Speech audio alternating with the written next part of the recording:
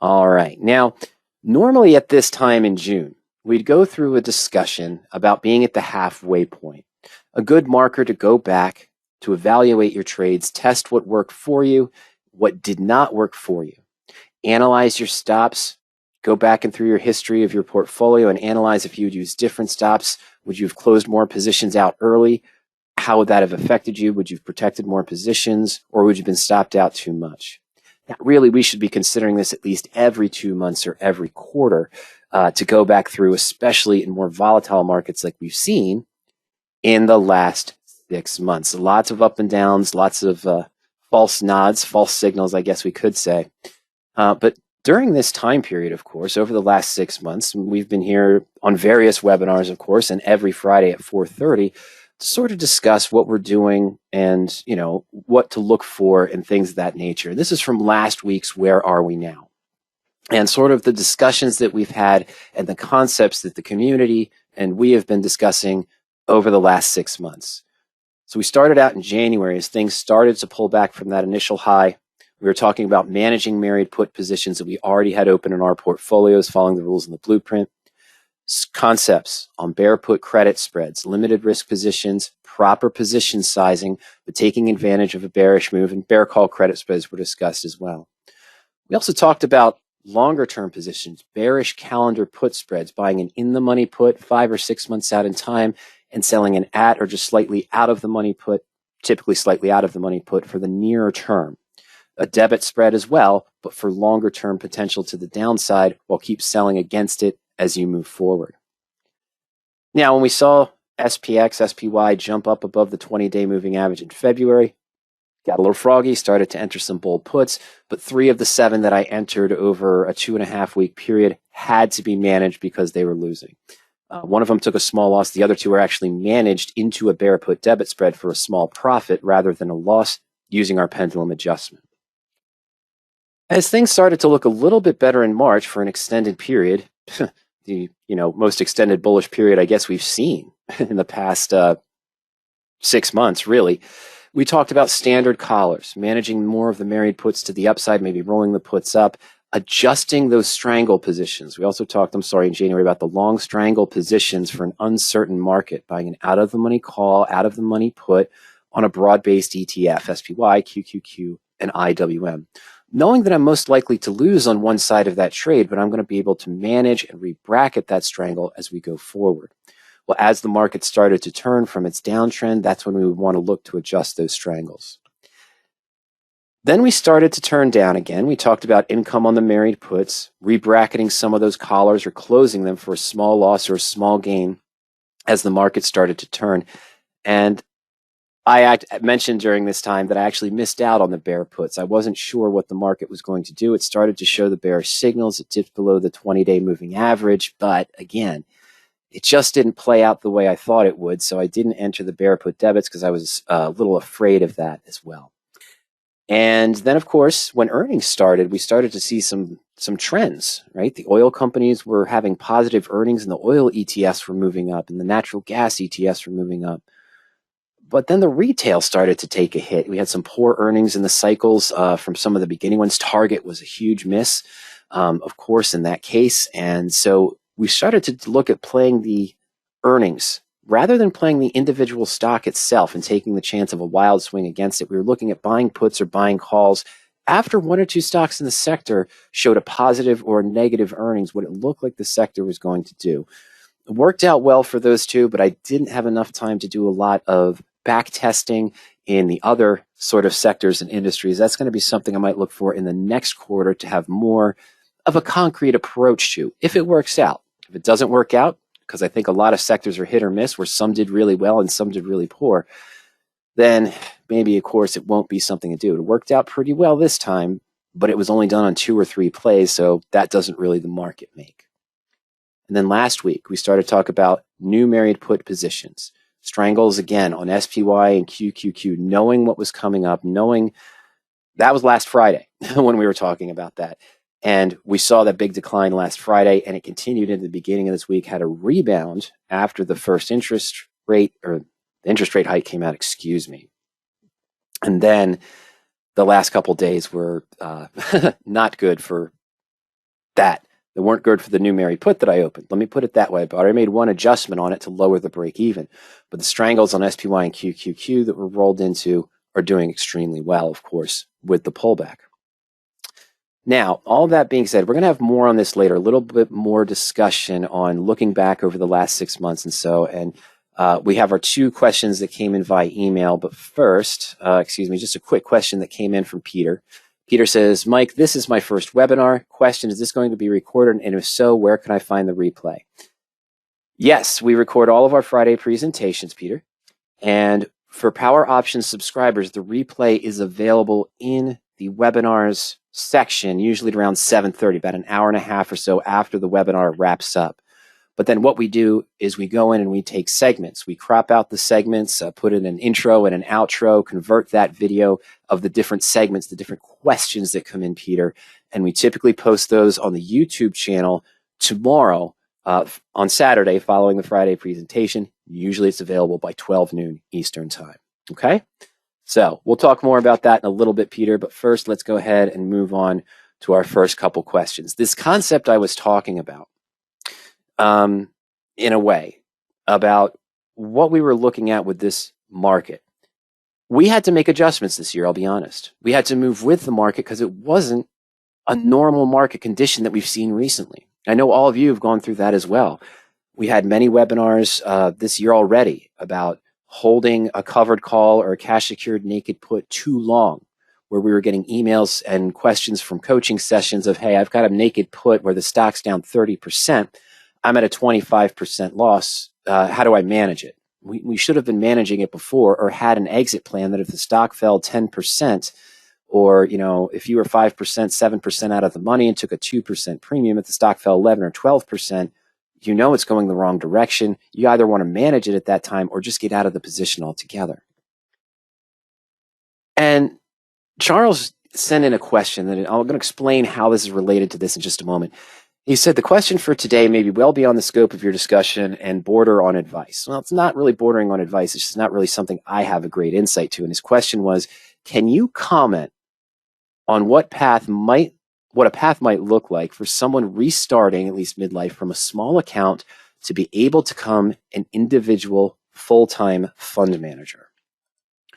Well, my direct answer, and this is those of you who send emails before, I answer honestly and I just give my thoughts. And if I don't have a good thought, I tell you I don't have a good thought. And for Charles, I said, I do not have any real sight into that content. It's not something I've ever approached or researched. I'm going to ask Ernie if he has any thoughts.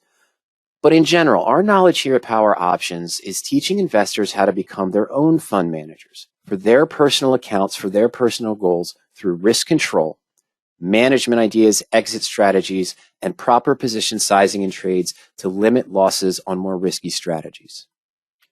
Our approach starts with the bulk of the portfolio being in protective conservative positions, such as married puts or collars. A lot of our users still prefer to use in-the-money covered calls or out-of-the-money cash-secured puts for that conservative portion. I prefer to use the married puts or standard collars myself. But smaller portions of the portfolio will be allocated to some of the fund plays that can possibly have a higher leverage return, but also come with a higher leverage risk. Talking about credit spreads, buying options, buying calls, buying puts, straddles or strangles. This should likely only represent maybe 15 to 20% of your total portfolio because of the risk of the potential of 100% loss of what you invest into the position. Now, this concept protects the position, but it hits our target goals. And again, my target goals are not going to be your target goals. Everyone's going to be a little bit different. My third thought, becoming your own fund manager or working for a company as a fund manager is an entirely different aspect, which would involve many different licenses and such from the SEC, possibly other investing firms as well. Now, what do I mean when I say we teach to be your own fund manager in a sense? For years, you guys can go through all of the old webinars, and as I just mentioned, the bulk of the portfolio is in conservative trades, 50 to 60% in married puts or collars, targeting 10 to 12% per year. That's mine. I'm a little bit younger. I still have, I'm earning more capital. I can take a few more risks. Ernie's much older. So he's got near 80% in more conservative positions, and his targets are actually closer to 17% per year with the married put approach, and he's been getting that the past few years. A smaller portion is in the leverage strategies. I usually maybe have 10 to 15% in credit spreads, maybe 5% in speculative strangles, such as the out-of-the-money broad market ETF strangles we mentioned before. It's not a lot of money, okay, but it's because I can lose 100% of that if there's a stagnant market. And then 2 to 5% maybe in a broad market hedge, buying puts on SPY, buying shares directly of an inverse ETF, buying calls on an inverse ETF, or maybe buying one of the volatility ETFs, VXX, or UVXY, as a hedge. Not for the protected portion of the portfolio, but as an additional hedge for that speculative 10 to 15% in credit spreads, which in a sudden unexpected move, up or down, depending on where I'm positioned, I can see positions quickly go to 50, 60, 70% losses of what I invested in those positions. I want to have a hedge in place to hedge part of that decline, not all of it, because then I'm too hedged out and won't get the profit on my credit spreads in that case. Naturally, earning would be lower percentages in those speculative portions, buying calls, buying puts, maybe some calendar spreads I know he's been doing recently. And he started with the ideas of the bear put credit spreads, bear put debit spreads back in January, as well as some of our investors who are doing that as well. The rest, of course, or more, is in cash. How can I say that there's more in cash? Well, I know that some investors will, if they have a $100,000 portfolio, they're already planning on keeping 20 to 25% in cash for adjustments or for opportunities or things of that nature. So this breakdown of the positions we're talking about here, the 50 to 60%, 10 to 15% in credit spreads, would be based on the 80,000 they're actually trading with, not the full $100,000. You can do it either way, and we have investors that do it both ways as well. So that's how I say you could have more in cash, because it all depends on how you view that once you've already set up how much you want to set aside in cash for this position. Now, Charles did follow it up after that. I had responded to that answer because I wanted to get more thoughts before presenting it from Ernie. Ernie wasn't available to give his thoughts this afternoon. But Charles followed up, said, I'm not really interested in becoming a stressed out public fund manager. Would be interested in hearing Ernie's perspective. It seems there may be 3 or 4 choices. Be a manager of your own funds, least stress. Be a manager for other people's money via private group, like how Buffett got started, or be a manager for other people's money indirectly through a bank loan, or maybe there's a 4th way. Again, I don't have Ernie's thoughts, but I can say for you, Charles, Ernie, I was looking for it and I didn't have it because I remembered that Ernie wanted to redo it. But Ernie and Kurt at one point were working on a presentation on how to be your own fund manager, and Kurt references this in parts of the blueprint.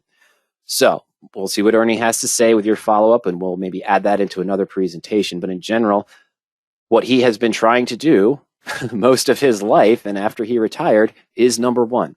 He's not managing money for other people. He gives advice. He gives topics of how he's trading his portfolio, exit strategies he looks for, just like I do when you schedule a coaching session or when you come onto these webinars.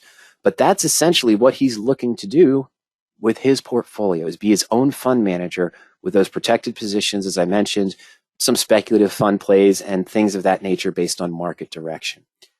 But we'll see what he says on that so we can get a better follow-up for you there, Charles. But I think he's more leaning towards number 1, follow his own rules, least stress, his own funds, and go for that approach.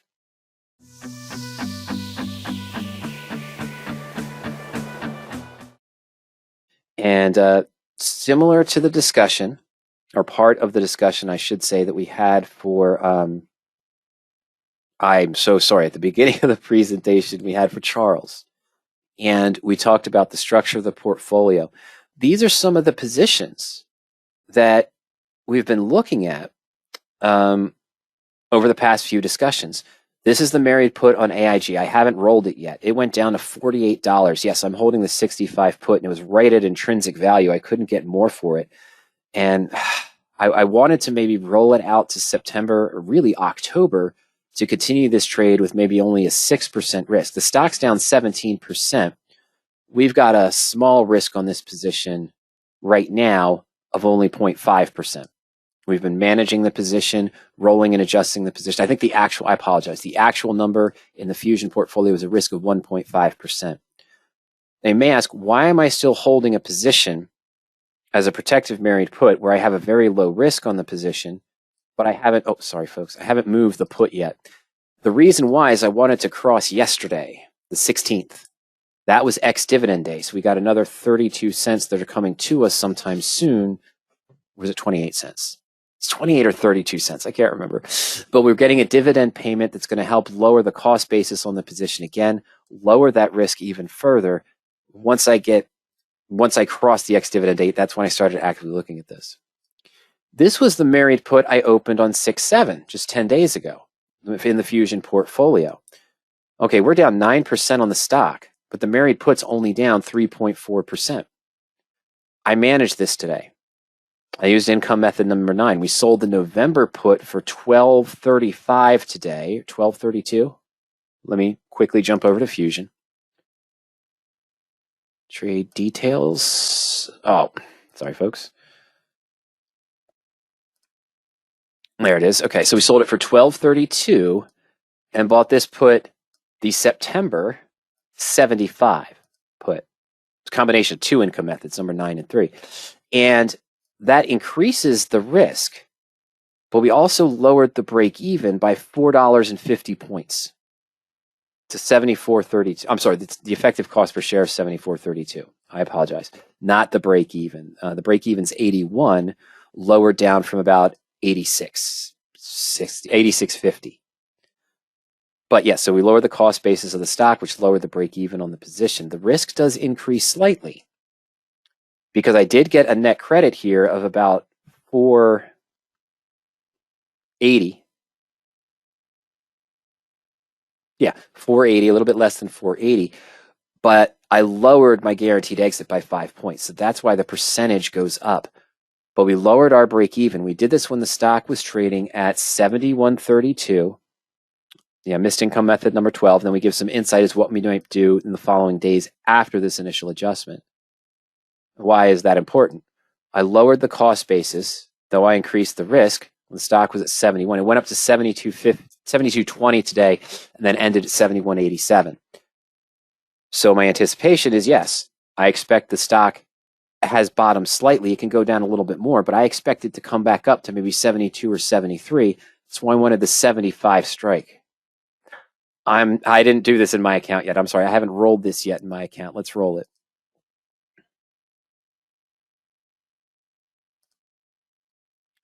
So we sold this for $12.32. Is that what I said? Yeah, $12.32 and $7.55. So we're taking profit off of the put, lower our cost basis on the position.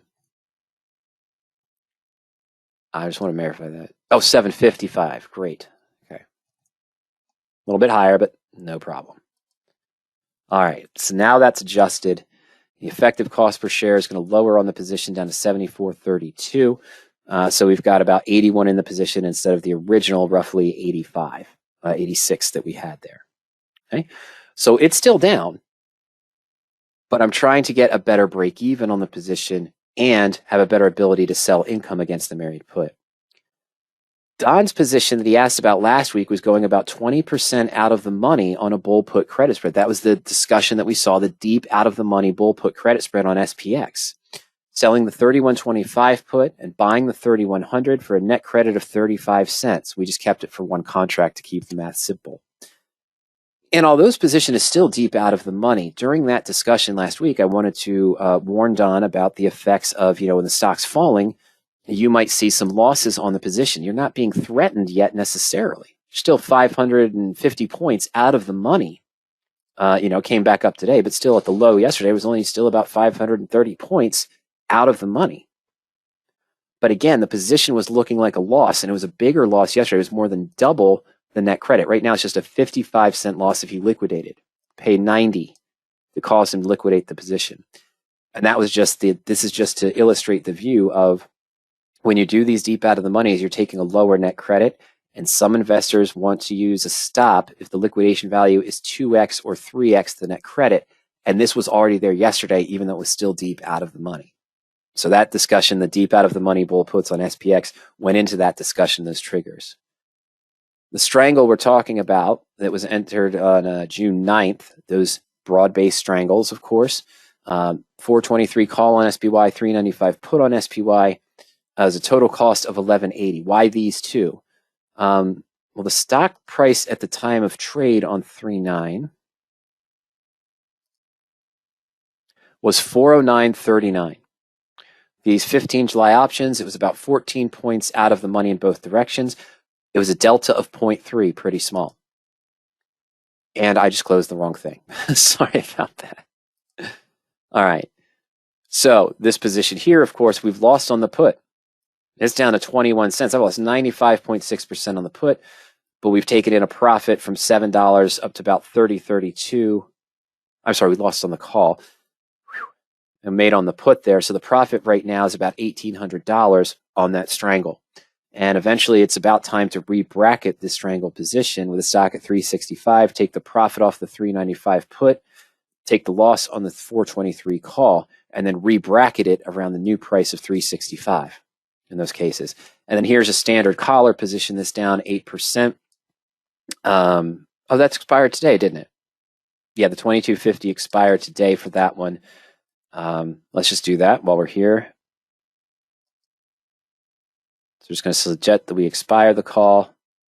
Still in the Mary. Oh, that's a Mary put now. I'm sorry. That the graphic package when we talked about this. Oh, that was back in April when we had that discussion.